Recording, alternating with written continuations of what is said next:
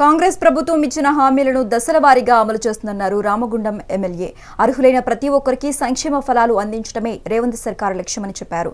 రామగుండం నియోజకవర్గంలో కళ్యాణలక్ష్మి, షాదీ ముబారక్ చెక్కులు, 5,000 కొత్త రేషన్ కార్డుల పంపిణీ కార్యక్రమంలో ఆయన పాల్గొన్నారు. గత ప్రభుత్వం 10 ఏళ్లలో ఒక కొత్త రేషన్ కార్డు కూడా ఇవ్వలేదని విమర్శించారు. 9 లక్షల నూతన రేషన్ కార్డుల జారీ తమ లక్ష్యమని పేర్కొన్నారు.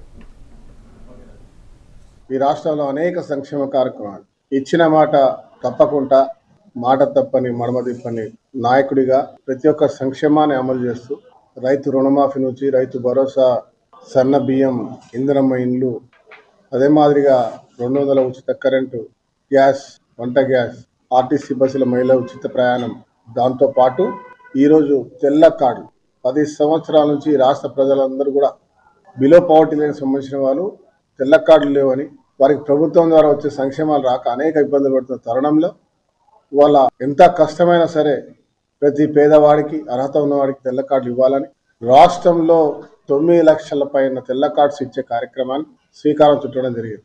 ఈరోజు గోదావరి టౌన్లో, కేవలం టౌన్లో అర్బన్ రెవెన్యూ డివిజన్లో ఈరోజు మొదటి దఫా 5,000 రేషన్ కార్డులు ఇవ్వడం చాలా గొప్ప విషయం.